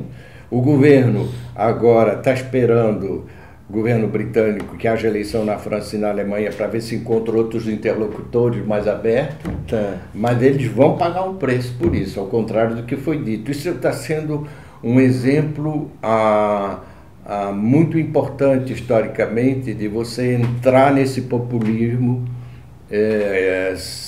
de vista curta. Quando você fala nos velhos diplomatas, todo país tem aquelas figuras referenciais, quando tem as transições geracionais aí, elas ajudam. Mas nessa fase agora de internet, de tudo, a gente percebe pela primeira vez um corte nisso. O Brasil, as figuras referenciais que podiam ter esse papel, Fernando Henrique Cardoso e outros, se comportam como carbonários. Quando você vê dos velhos sábios de antigamente, tem o Delfim, com todos os interesses dele, que é uma referência, mas E o Bresser. O Bresser que é uma figura extraordinária aí, né? Exato. Ativa o tempo todo. Mas quando você vê no jogo político, o Bresser com essa posição dele, marcando essa visão democrática e tudo, mas quando você vê no jogo político hoje, é como se tivesse tudo despregado. Parece que teve um corte em relação... Eu acho que o Fernando Henrique, que eu conheço um pouco, já evoluiu. Ele evoluiu, ele antes era contra o impeachment, de repente ele favoreceu o impeachment e agora ele está dando aviso cada semana. Chegou na família dele agora, né? Ele está falando do sistema político como um todo também, da vulnerabilidade desse governo estar isolado dessa forma.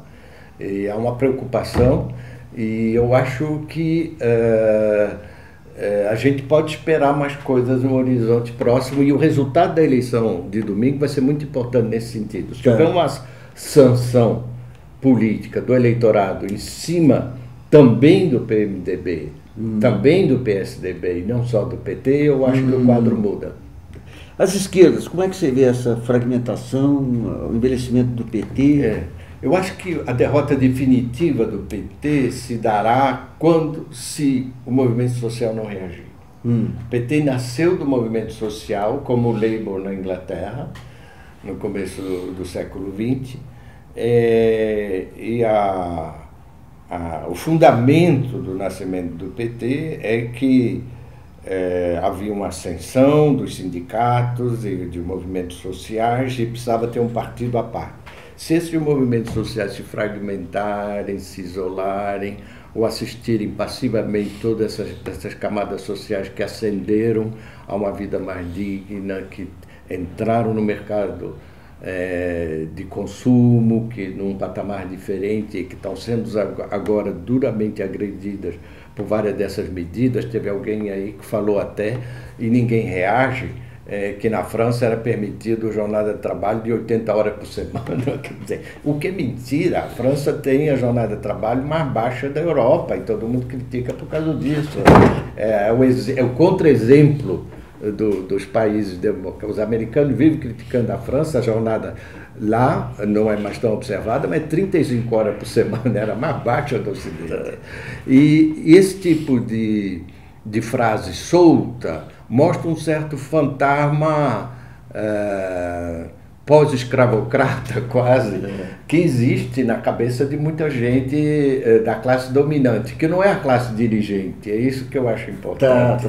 A classe dominante, ela, se pudesse, instaurava no Brasil o trabalho infantil de novo, achava que investir tinha que formar técnico, aprender o sujeito a dar martelada, como era a ideologia no século XIX.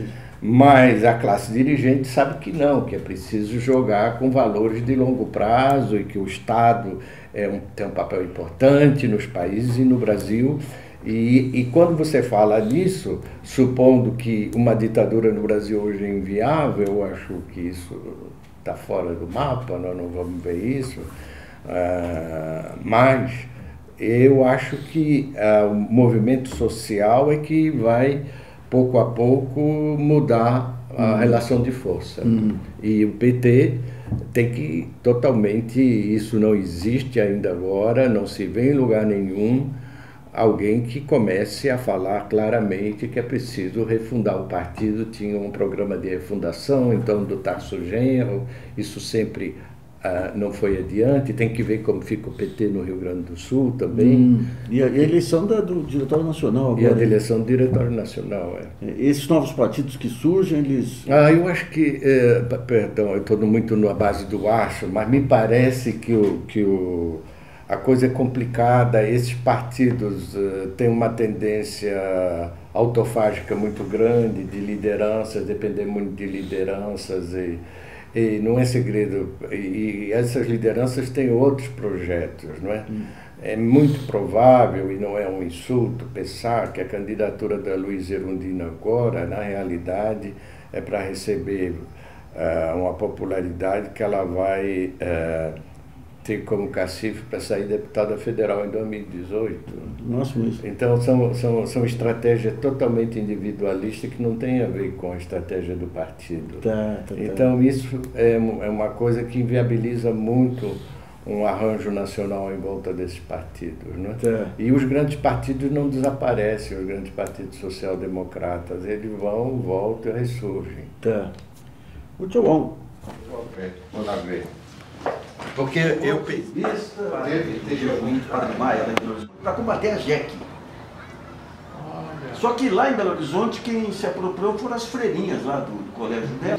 Você sabe que agora, esse negócio do GGN é um grupo que a gente... Bom, Rodrigo Almeida, jornalista, escritor, passou pela imprensa aí com alguns diferenciais, aí, uma bela formação acadêmica também, e acabou indo para o centro dos acontecimentos em Brasília, primeiro como assessor do ex-ministro da Fazenda Joaquim Levy, e depois como secretário de comunicação, secretário de imprensa da presidente Dilma Rousseff, nesse tiroteio todo. E lançou um livro, A Sombra do Poder, pela editora Leia. Rodrigo, começando do começo aí. Dilma eleita. O que acontece naqueles 3 meses, até assumir o segundo mandato? Você se lembra melhor do que ninguém. Bom, primeiro, obrigado, Nassif, pelo convite, pela conversa, pela oportunidade de falar sobre o livro. Eu volto, o livro começa, inclusive, claro, no primeiro momento do afastamento dela, em maio de 2016, quando ela é afastada provisoriamente, antes de sofrer o processo de impeachment propriamente dito. E volto no tempo justamente ao período, a eleição. Era um período que eu não estava, mas eu fiz questão de de construir a narrativa em torno disso, porque eu acho que dali nasceu muito da crise que sucedeu o governo no segundo mandato, no curto segundo mandato do presidente. O que acontece na eleição, você tem um resultado nas urnas extremamente duro, ao mesmo tempo quer dizer, foi a mais disputada eleição desde o início da redemocratização no país, e ao mesmo tempo vindo de uma campanha extremamente dura na disputa da narrativa. Né? De um lado e de outro foi uma campanha muito dura contra os adversários, de desmonte, desconstrução dos adversários. E do ponto de vista da campanha da presidente Dilma especificamente, você teve uma campanha muito forte na crítica a uma possível forma de condução da economia do seu candidato no segundo turno, o Aécio Neves, o senador Aécio Neves. Ocorre que depois da eleição, ela passa por um processo de isolamento por um curto período de tempo, sai com um capital político da eleição razoavelmente forte, que se desmonta rapidamente, e ao mesmo tempo, para a surpresa de muitos dos seus eleitores, chama para ser o ministro da Fazenda o Joaquim Levy, né? Como você disse, com quem fui trabalhar poucos meses depois. Ocorre que, se por um lado, com o Joaquim Levy, ela tentava construir um cenário de confiança e de credibilidade, sobretudo junto aos mercados financeiros, por outro lado, aquela indicação, aquela nomeação significava para parte do eleitorado uma traição àquilo que ela pregou na campanha. Então começa ali uma certa fragilidade, em que ela perde o apoio de parte do seu eleitorado e ao mesmo tempo não consegue conquistar a confiança de quem ela tentava conquistar. Rodrigo, uma coisa que sempre causou dúvida lá é o seguinte: a economia estava despencando e daí o Joaquim Levy ele apresenta faz um ajuste fiscal violentíssimo, ao contrário do que ficou achando que se teria gastança nisso. Um ajuste fiscal violentíssimo. Eu entrevistei a presidente em março de 2015 e ela falava, não, o pior da crise já passou. O que passava na cabeça do Ministério da Fazenda nesse período com esse ajuste fiscal? E logo depois, quando ela sai, ela passa a mencionar estudos do FMI de 2012 que diziam que aquele tipo de ajuste fiscal na crise era... Você teve duas leituras lá. O que ocorreu? Você teve dois momentos, inclusive, claro. O diagnóstico na Fazenda, conduzido pelo ministro Joaquim Levy e praticamente todos os seus secretários, é preciso fazer um ajuste profundo e rápido para que o Brasil comece a respirar, você tem que readquirir-se confiança, credibilidade. Você tinha uma crise fiscal, no diagnóstico da Fazenda, você tinha uma crise fiscal muito profunda, que só com um corte, com um ajuste fiscal muito grande, você conseguiria resgatar a confiança e retomar o crescimento. O diagnóstico errado. É curioso, porque o mandato da presidente acabou sendo um paradoxo permanente, inclusive na interpretação que se faz dele. Porque, ao mesmo tempo, você tinha um lado, como o lado do PT, do ex-presidente Lula, que durante um bom tempo, isso é narrado no livro, faz um ataque severo ao então ministro da Fazenda. Por outro lado, você tinha, do lado do mercado financeiro, dos empresários, achava que aquilo ali era insuficiente, o que a presidente estava fazendo era insuficiente. Então, nem ao céu, nem ao inferno, nem conquistava um lado, nem conquistava o outro. E o governo, de certo modo, houve um certo pêndulo para lá e para cá, conforme o momento, entre aprofundar o ajuste ou aplacá-lo. Eu acho que a grande ilusão, tanto a grande ilusão dos meus dois chefes, a presidente Dilma quanto o ministro Joaquim Levy, é que o Congresso entregaria o ajuste no tempo e no tamanho que eles imaginavam. Mas a ideia que o Joaquim Levy traz, a partir até desses estudos aí dos anos 90, que se eu faço um baita choque rápido aqui, eu consigo ganhar a confiança dos agentes econômicos, mas o que a gente sabe, na realidade, é que quando você faz um baita choque aqui, você desestrutura a economia, as cadeias produtivas, aquelas empresas que estavam correndo muito, não tem tempo de voltar para o patamar anterior, entram em inadimplência, os fornecedores vêm atrás. Essa visão do mundo real não chegava lá? Não chegava nesse sentido que você está falando. Quer dizer, o que chegava era o termômetro de que era preciso aprofundar essa lógica. É uma lógica, claro, claramente liberal, nitidamente liberal, com um pressuposto razoavelmente lógico na ideia, na estrutura imaginada por eles. Você faz um ajuste rápido, profundo, resgata a confiança, os empresários voltam a investir. Ocorre que ao longo do período você teve também alguns reveses no Congresso, né?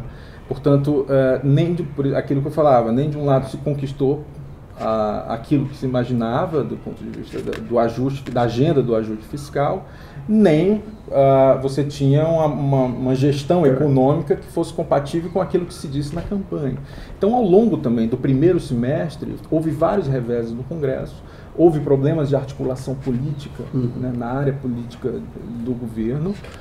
A partir de abril, inclusive, se chama o vice-presidente Michel Temer para trabalhar na articulação e logo desiste porque você teve problemas de acordo, ou pelo menos foi o argumento usado por ele que você fechava acordos que não se cumpriam, mas ao mesmo tempo você tinha uma oposição muito dura no Congresso, que barrou determinadas medidas. Então, se você conversar hoje, eu não conversei recentemente com o Joaquim Levy, mas o diagnóstico na Fazenda, então, era você não conseguiu efetivar aquela agenda porque não foi radical o suficiente. Porque não foi radical o suficiente, porque o Congresso não deixou fazer o suficiente. Ao mesmo tempo, eu sentia, e aí já quando eu estava no Palácio, sentia também um pouco a presidente Dilma, nesse pêndulo entre a busca da credibilidade ou da confiança junto a mercados e empresariado, e ao mesmo tempo atender a uma pressão que foi crescente por parte da esquerda e por parte de alguns setores, inclusive o setor produtivo.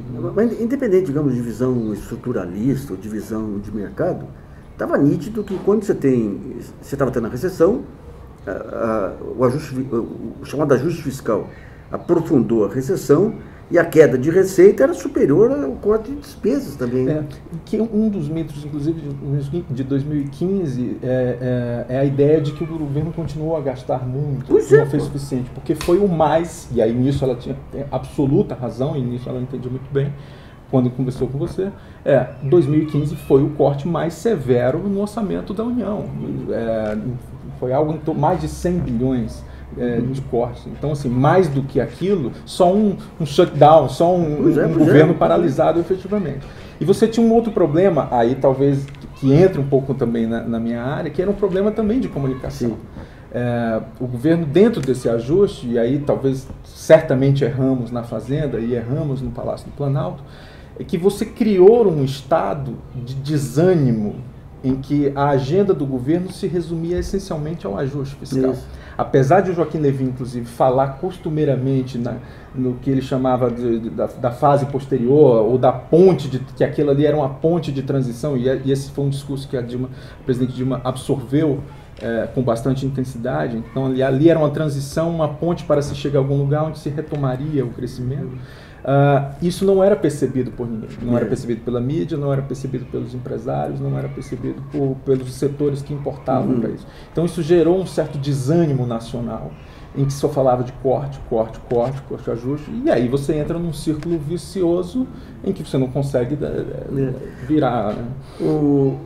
Quando cai o Joaquim Levy, o que era a imagem que vem da presidente Dilma lá é de um isolamento muito grande, de poucos interlocutores. Quem que eram os interlocutores? Antes disso, na sua opinião, o vice-presidente Temer, Padilha e Gedel, quando eles deixam o governo, eles deixam porque não tinham instrumentos para fazer acordo, ou havia já sinais dessa tentativa de golpe, mesmo antes da composição do segundo governo Dilma? Havia sinais. Havia sinais.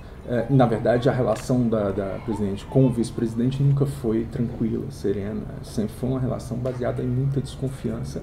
Objeto, inclusive, de queixa pública, com aquela famosa carta que se tornou objeto de muitos risos e brincadeiras, piadas com o próprio vice-presidente.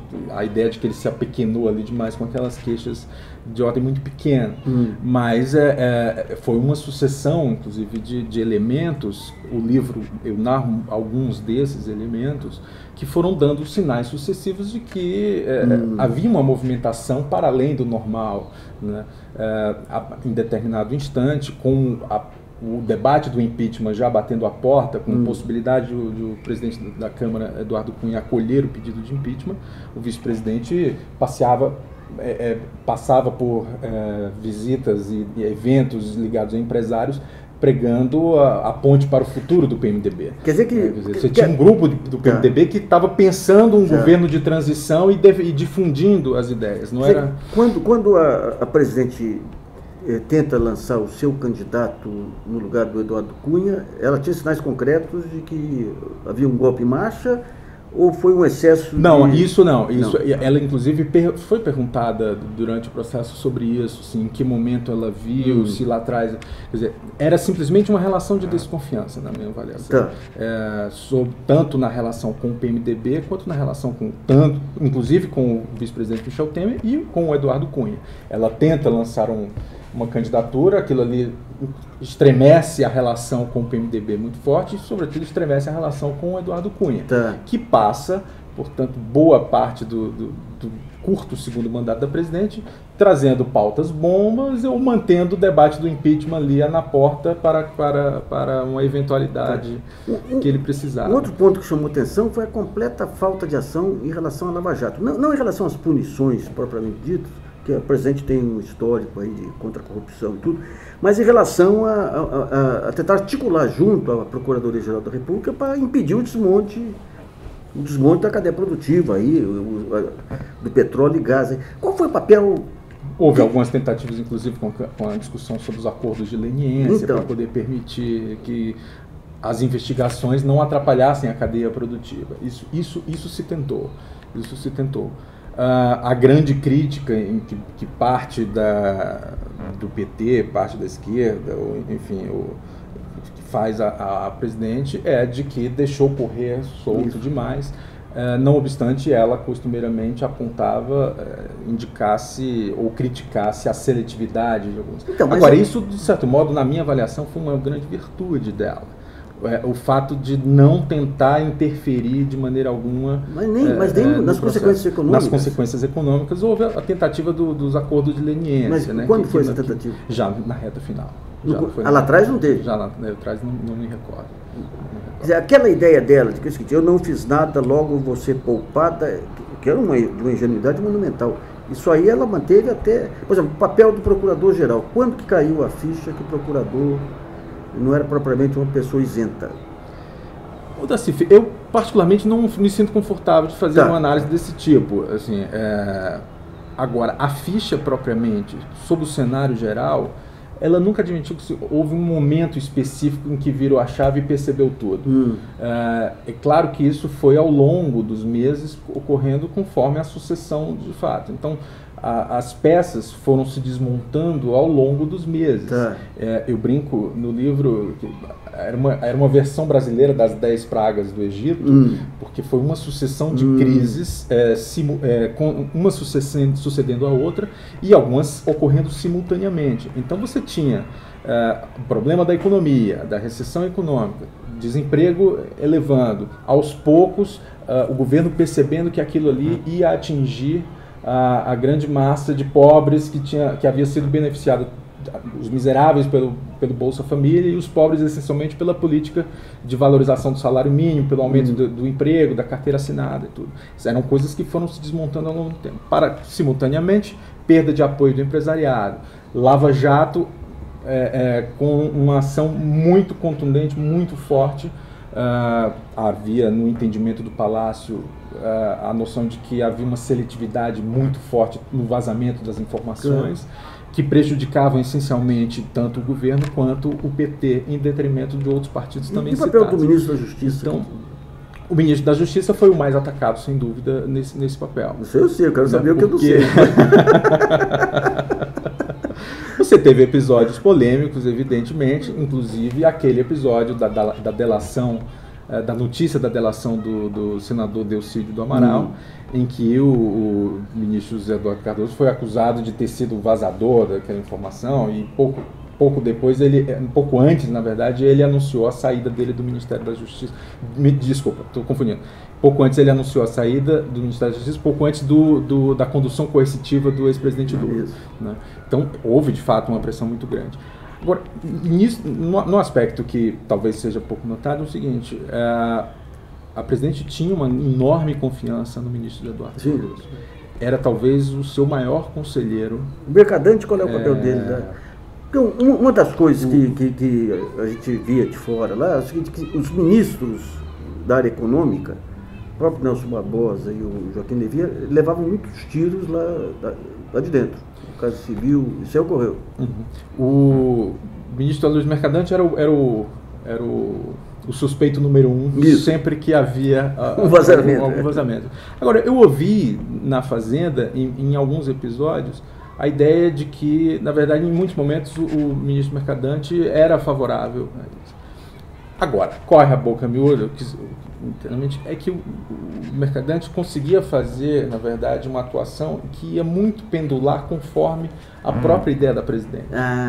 Então, como ele era uma peça-chave para ela, no sentido da proteção, ele fazia um cerco de proteção em relação a ela, e era um fiel aliado nesse sentido, mas acabava barrando muitas coisas, mas ao mesmo tempo sentia o pêndulo para onde ia o pensamento dela. E tudo. Esse movimento entre Casa Civil, planejamento e fazenda foi um dos períodos de muita turbulência, de muitos ruídos no governo. Isso. Né? Sempre repito, com o Mercadante como suspeito número 1. Mas houve ruídos, fruto inclusive dessa relação pendular dela entre decisões favoráveis ao ministro Joaquim Levy ou favoráveis ao ministro Nelson Barbosa, porque havia uma diferença de pensamento entre eles, é claro. Um queria um ajuste mais severo e o outro mais gradualista. O Nelson nunca foi contrário a um ajuste fiscal. Né? Mas ele era a favor de dar uma turbinada fiscal agora e lançar as bases do ajuste. E lançar as bases do ajuste. Agora, bom, você pegou uma fase de turbilhão lá. Agora, o que a gente percebe também, o isolamento da presidente, quando a gente vai fazendo um levantamento aí dos dois governos, você tinha ministros do Supremo que não eram recebidos, o prefeito de São Paulo que não era recebido, o embaixador da China que reclamava que todo aquele avanço que teve. O que era esse... Como que você definiria a psicologia da presidente e essa solidão dela? Eu no livro narro alguns episódios dessa natureza, inclusive um deputado que se queixa já na reta final, que foi a um café da manhã no Alvorada, e se queixa... Tinha de álibi lá também, ela não veio para mim, não me deu atenção. Se queixa que nunca tinha sido convidado para ir lá. Né? Então, assim, eu somo vários desses episódios, mas na verdade para defender uma virtude da presidente. Esse isolamento, eu acho que em grande parte decorreu da sua própria rejeição à ideia ou à forma de se fazer política em Brasília.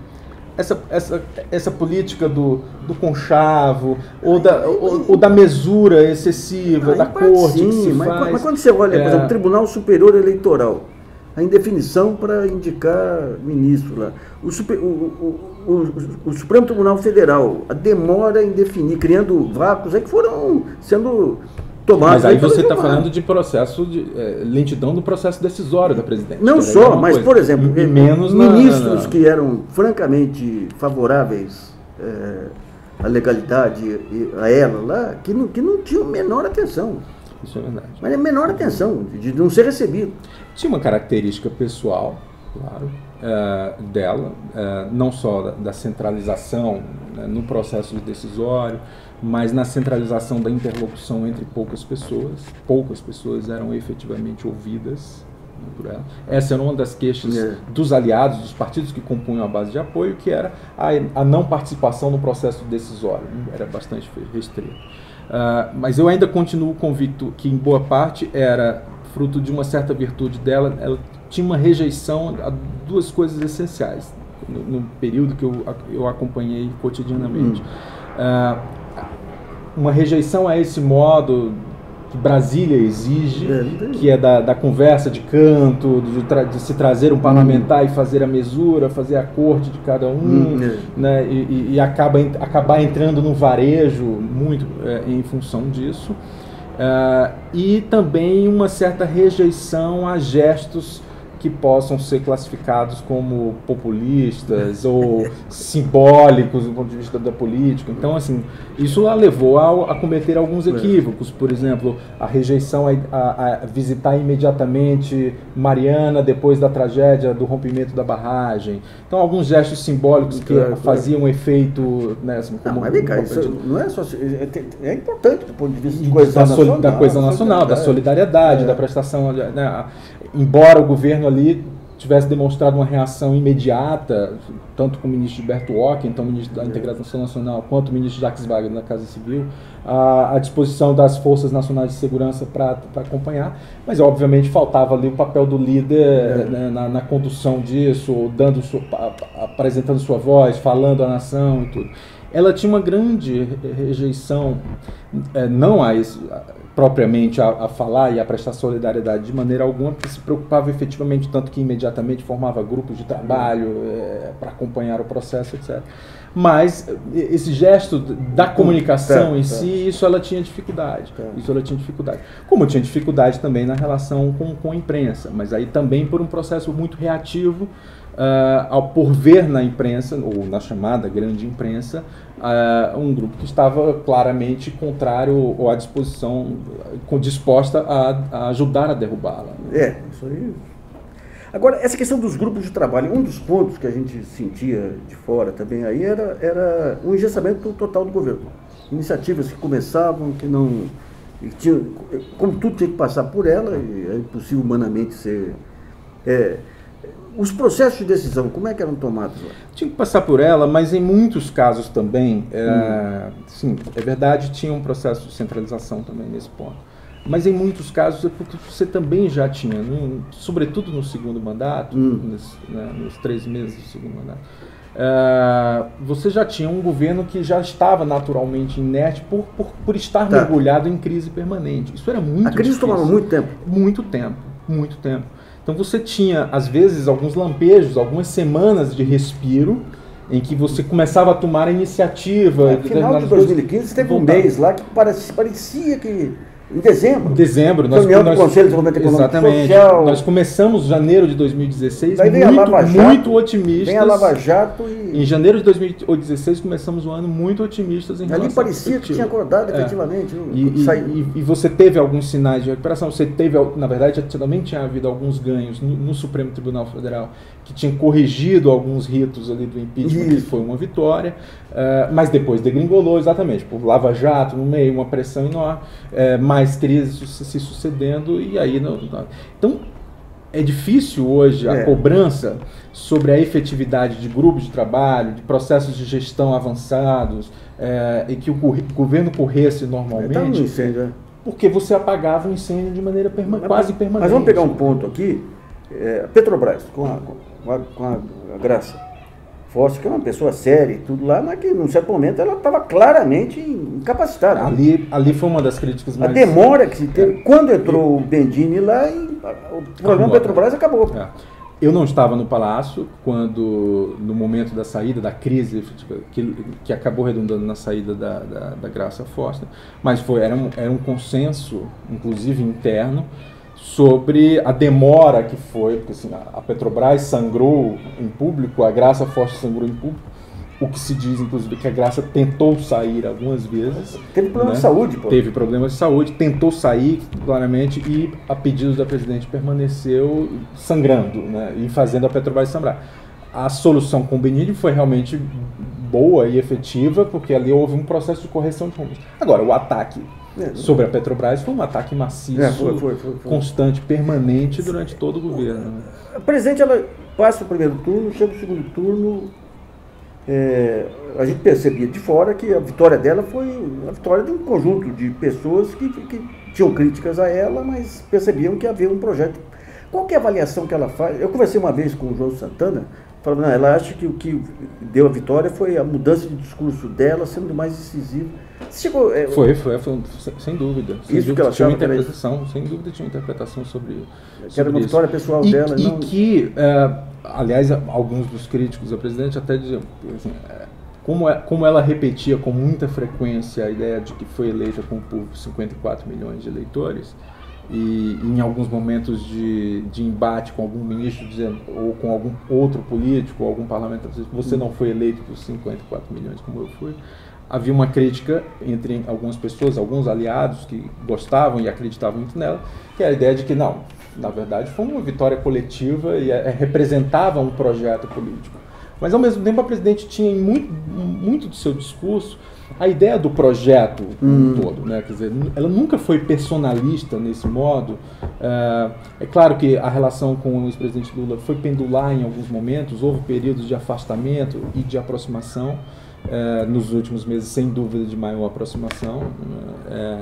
Mas ela com muita frequência, e isso não só em público, mas também, ela prestava o devido, eu diria, não homenagem, era o reconhecimento de que aquilo ali era a continuidade de um projeto e ela iniciado fez com um conjunto o de políticas Lula. sociais relevantes que também desapareceram nesse... E desapareceram, claro, no processo de impeachment antes, do PAC impeachment também, e de crise da economia do segundo mandato e tudo. Mas ela foi essencial tanto para o presidente Lula, quando ministra, quando uma vez presidente, também o tempo inteiro, ela nunca foi personalista nesse sentido de dizer que o projeto...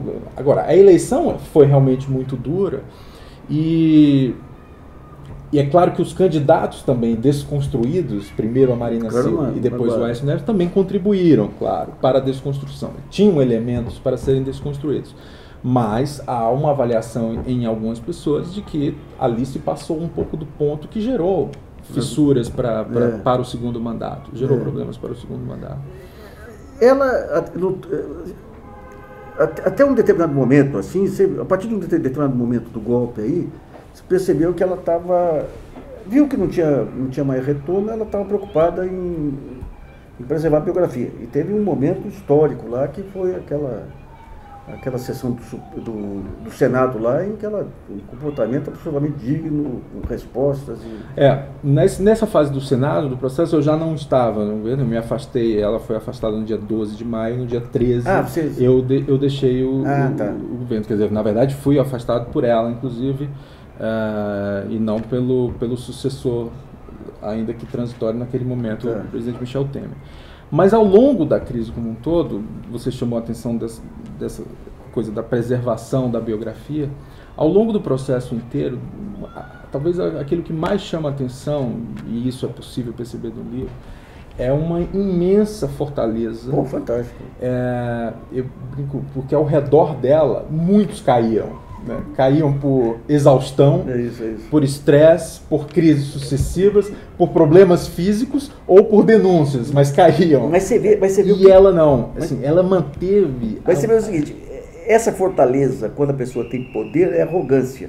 Quando a pessoa não tem poder, é determinação. E deu uma lição de caráter fantástica. Deu uma lição de caráter absoluto. Assim, e de força, de energia, porque em momento algum, apesar de aquele chegou-se a publicar de que ela estava descontrolada, que foi a coisa mais cruel que se fez naquele momento contra ela, ou que estava doente, ou assim, e ela, em momento algum, acho que o único momento que eu a vi com uma cara abatida foi por uma gripe, que não durou 4 dias, 3 dias. Ela espancou a gripe e aí então, inclusive na reta final, quando todos já conscientes de que aquilo ali certamente resultaria no afastamento, ela estava cobrando mais agenda, mais viagens, tudo. Aí, claro, tinha também essa tentativa de preservação do legado do governo, do legado do que ela tinha feito e tudo, e de manutenção da luta até o fim.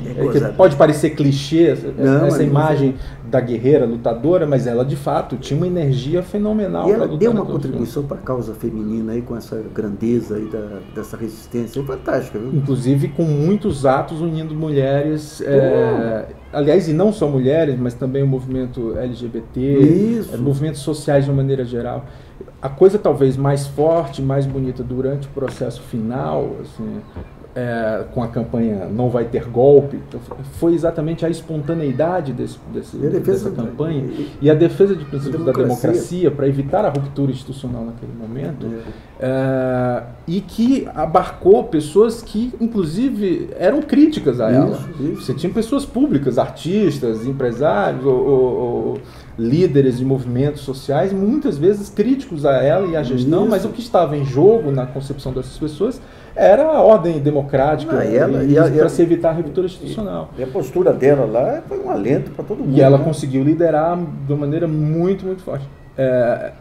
Isso foi uma das coisas mais fortes nos últimos momentos. Infelizmente, naquele momento, por exemplo, a mídia já não reconhecia a legitimidade daquela luta, da grandeza daquele espaço. Mas você tinha, por exemplo, nas redes sociais, quer dizer, algo que não era exatamente construído pelo Palácio do Planalto, pelo governo. Ela ficou amada. Era uma coisa parecia impossível, ela ficou amada. Não, quem conhece, você conviveu bem com ela, é uma pessoa extremamente agradável, mas a figura pública era muito forte para ser amada. Inclusive, é um dos falsos mitos em torno dela de que é uma pessoa naturalmente antipática e negativa. É uma pessoa, claro, bastante dura na condução da gestão, né, no trato com os auxiliares, é uma pessoa muito rigorosa, sempre foi e deveria ser, mas tinha uma amabilidade muito grande nas conversas. Na hora que ela tirava a roupa de presidente, era fantástica. Fora dos assuntos da presidência, inclusive que entendia de literatura, de artes plásticas, de música, que tornava uma conversa prazerosíssima. Então, mas uma coisa gozada, aquela tentativa de passar ela como uma imbecil, quem conhece sabe que era um absurdo. Eu fui participei de uma coletiva lá. Uma tentativa muito bem sucedida entre muitos setores da sociedade. Outro dia, o Rui Castro escreveu, até em cima da entrevista que eu fiz com ela, caçoando negócio de nuvem. Que é uma crueldade. Você tem um artigo, eu falei, Rui, ela conhece. A única coisa que se conhece mais do que ela é samba canção. Pô, leu absolutamente tudo que você possa imaginar e em várias línguas, inclusive. Então, mas daí eu participei de uma coletiva lá que estava a imprensa tradicional lá. E eu vi colegas com perguntas muito primárias. Só que ela pegou um que falava... a senhora disse que quem é contra o impeachment é golpista, quer dizer que os empresários são golpistas? Lembro dessa pergunta. Ela deu aquela resposta, mas claro, né? Mas daí ela ficou meia hora martelando conhecimento na cabeça dele. Não teve piedade com a ignorância dele. Daí quando eu cato, o que ele vai escrever sobre a reunião? Uma Dilma insegura. Eu falei, pô, se fosse mais segura, ia chicotear ele lá. Então, ela não fazia concessões. Nenhuma. Não fazia concessões a nenhum interlocutor. E a burrice para ela era... E não fazia concessões a pouca inteligência. Então, inclusive entre os seus auxiliares, ministros, os mais fortes incluídos, você precisava ir muito preparado para uma reunião com ela. Né? Porque, por causa dessa exigência e essa característica dessa exigência e dessa pouca maleabilidade nesse sentido no trato, no relacionamento com os jornalistas, inclusive. Muitos jornalistas, acredito, se queixavam do relacionamento com o presidente. Alguns sei que gostavam, inclusive, muito dela, mas se queixavam muito por essa forma, digamos, excessivamente firme, para não dizer outra coisa, no trato, porque exatamente não tolerava perguntas mas a desproporção entre o conhecimento acumulado, digamos, naquela entrevista da data do jornalismo e dela era muito grande. E os caras conseguiram passar a ideia de que ela era despreparada. Que eram despreparados. Apesar de ela não se sentir, não ser um ambiente mais confortável para ela, né? Um relacionamento com a imprensa nunca foi um ambiente diferente de um presidente Lula ou do Fernando Henrique, né, que lidavam muito bem, inclusive na informalidade, com encontros informais com jornalistas. Essa não era a característica da presidente, de receber jornalistas no palácio para conversas informais. Isso não ocorria sistematicamente, não ocorria com frequência. E isso levou, eu acredito, a uma boa parte dessa má vontade de muitos jornalistas com a presidente. A gente sabe como funcionam as relações entre imprensa e poder. Principalmente na corte. Na corte, principalmente em Brasília. Você sabe como esses relacionamentos acabam fazendo a diferença em como um jornalista lê, interpreta e escreve sobre um líder político, infelizmente, no Brasil. Maravilha, professor. Muito bom.